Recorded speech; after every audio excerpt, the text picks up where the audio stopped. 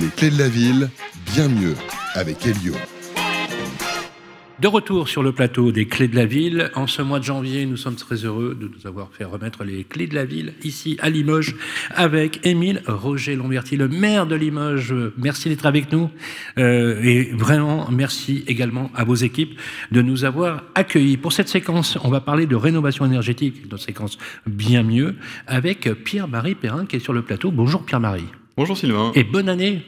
Bonne année à vous. Voilà, une belle année 2024. Vous êtes directeur des affaires juridiques, des affaires publiques, du groupe Elio. Elio, un acteur majeur de la rénovation énergétique. Première question posée par notre ami Olivier Marot. Oui, ça va être en fait une forme d'introduction, puisqu'en matière de rénovation énergétique, il y a beaucoup de choses qui évoluent, qui changent. Il y a eu des annonces en fin d'année 2023, des nouveautés 2024 avec la rénovation globale qui va prendre de plus en plus d'ampleur, et puis des aides supplémentaires qui vont arriver. Pierre-Marie, est-ce qu'on peut avoir une synthèse justement sur ces nouveautés ? Et est-ce que Limoges est aussi une bonne élève sur la rénovation ? Ça, vous le savez. Alors on parlera de Limoges un peu plus tard, mais je vais commencer par les nouveautés.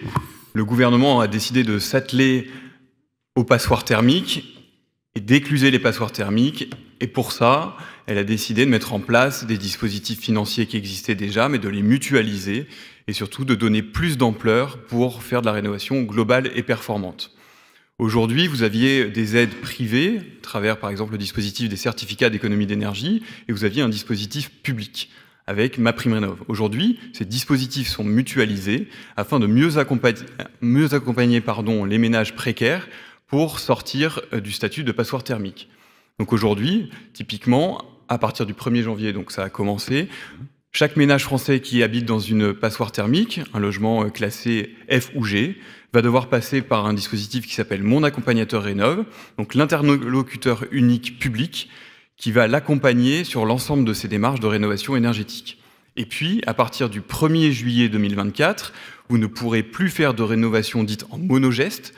Quand vous êtes en F ou en G, vous serez obligé de faire des rénovations d'ampleur, donc c'est-à-dire avoir au moins 2 gestes d'isolation, plus un changement de système de chauffage, plus de la ventilation, mais également, vous allez devoir faire un saut de classe de 2 étiquettes. Ah donc, oui. c'est obligatoire si vous voulez sortir du statut de passoire thermique et surtout obtenir des aides. Mais alors, quand on dit 2 étiquettes, par exemple, je passe de G à A. Je passe de G à E, je passe, d'accord. Ouais. Je passe de G à B, dans le meilleur des cas. Mais si je suis D, ça va ? Si vous êtes D, ça va, mais si vous êtes D, vous allez pouvoir quand même faire des rénovations énergétiques en monogeste, notamment le changement de système de chauffage. D'accord. Avec des ambitions qui sont très importantes, 200 000 rénovations globales attendues cette année pour un objectif de 900 000 en 2030. Il faut aussi des artisans, il faut du monde, il faut accompagner. On a besoin aussi beaucoup de transparence. J'imagine que chez Elio, il y a énormément d'appels, de demandes justement, d'explications. Alors on a beaucoup de demandes, mais il y a une chose, c'est qu'aujourd'hui on est à 60 000 rénovations énergétiques globales par an en 2023. L'atteinte des 200 000 va être compliquée, c'est un objectif important. Et aujourd'hui, comme vous le disiez, on a un problème de formation, on a un problème d'emploi, de main-d'œuvre, et c'est la vraie question. De matériel, qui ont d'ailleurs augmenté avec un effet d'aubaine, avec l'augmentation des primes à la rénovation énergétique. Et puis surtout, vous avez beaucoup en France un tissu de petits artisans qui sont essentiels, mais qui souvent ont une spécificité. Donc ils vont faire de l'isolation, ils vont faire de la chaufferie, mais on manque d'entreprises générales qui vont permettre d'accumuler et d'avoir l'ensemble des expertises, et c'est ça qui manque. Et donc, on doit accompagner la formation, la reconversion, pour atteindre cet objectif qui va être, comme vous le disiez, complexe à atteindre en 2024. Limoges, maintenant. On s'intéresse à Limoges. Alors, bonne ou mauvaise élève ?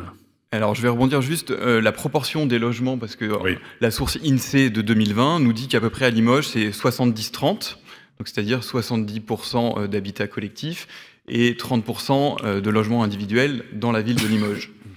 Vous avez les étiquettes DPE, vous avez à peu près 30% de logements qui sont en passoire énergétique, passoire thermique à Limoges, ce qui n'est pas... moyenne nationale. Oui, même moyenne basse. Même plutôt moyenne basse. Moyenne basse, on est plutôt aux alentours de 37 à 40% dans les autres villes de la même typologie que la vôtre.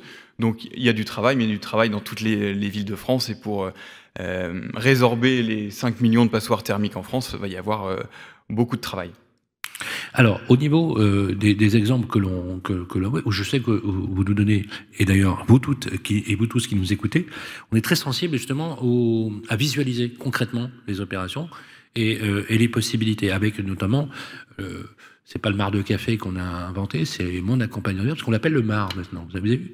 Voilà. On adore les acronymes, vous savez, en France. On s'y perd le beaucoup. mar, c'est mon accompagnateur rénove, avec d'ailleurs un dispositif dans lequel on va avoir un guichet unique entre les dispositifs privés des C2E et ma prime rénove pour aider les particuliers français. Exactement. Quand vous vous lancez dans une rénovation d'ampleur, vous avez un interlocuteur unique qui est mon accompagnateur Rénov, qui vous est conseillé par le France Rénov. Et une fois que vous avez mon accompagnateur Rénov, il va vous accompagner sur l'ensemble de la chaîne de valeur. Et un ménage, par exemple un ménage très modeste, va pouvoir quasiment avoir 90% d'aide sur ces travaux de rénovation énergétique. Donc ce qui est assez énorme, mais c'est normal qu'on aide les ménages les plus modestes. Alors on a des exemples, Olivier. Alors, premier exemple, donc à chaque fois, dans chaque étape, dans chaque ville, Elio nous présente un cas concret de rénovation, que ce soit pour une maison individuelle, des appartements ou une copropriété, pour voir en fait quel serait le type de dépenses et combien d'étiquettes pourraient être justement dépassées. Alors, premier cas concret, une maison individuelle à Limoges, 100 mètres carrés, chauffée au gaz, rénovation globale, qui lui permettrait de passer de l'étiquette F à B.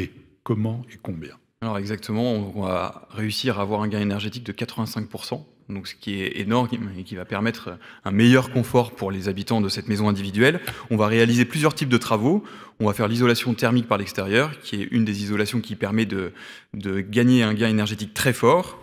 On va installer une pompe à chaleur, on va isoler la toiture, mais également changer les fenêtres.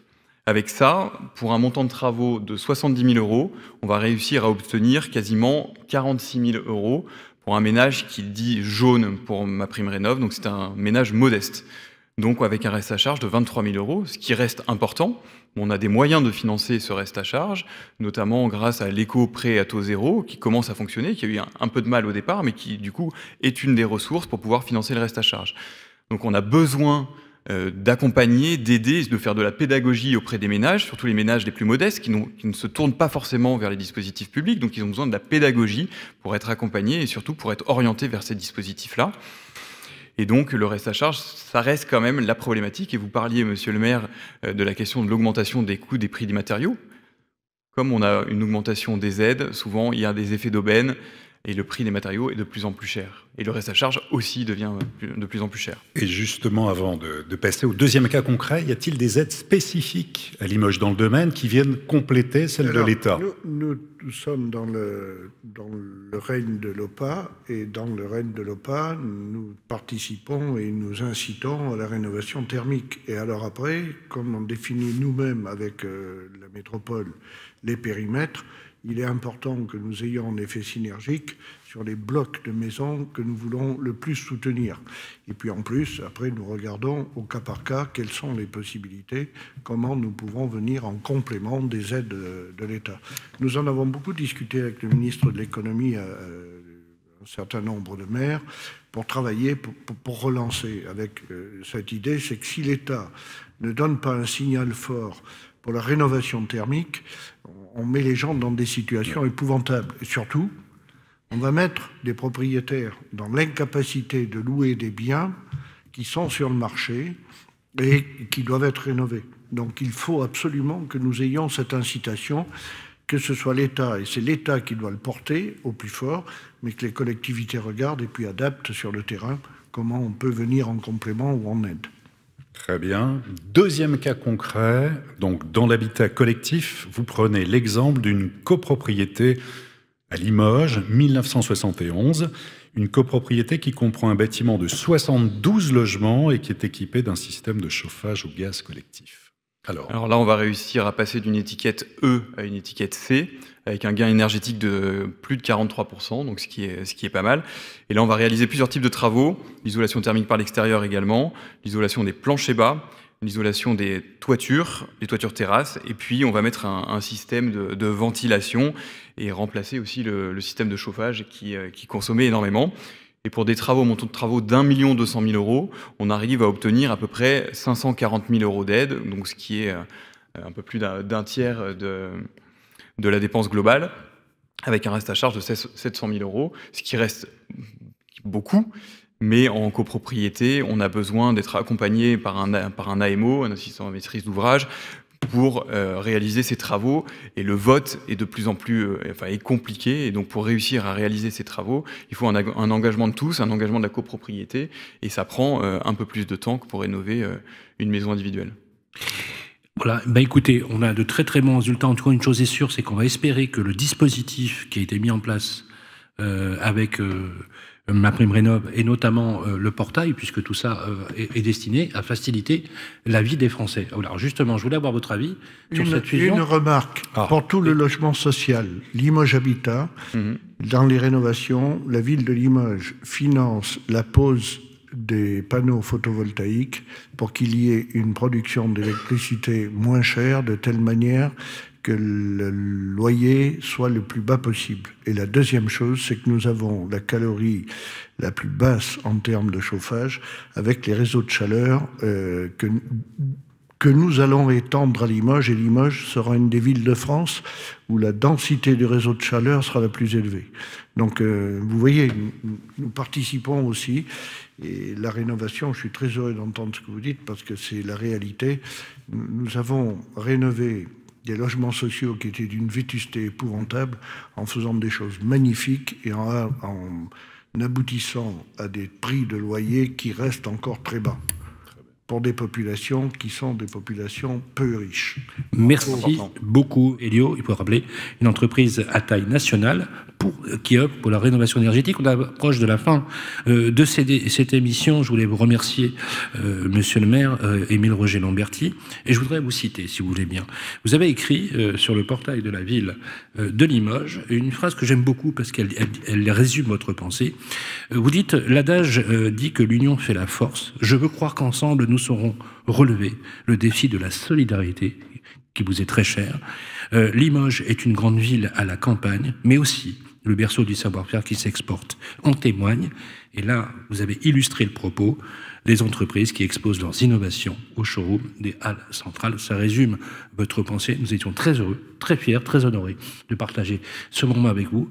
Je vous propose de nous donner un mot de conclusion. Et on finira sur un triomphe d'applaudissements pour vous, monsieur le maire.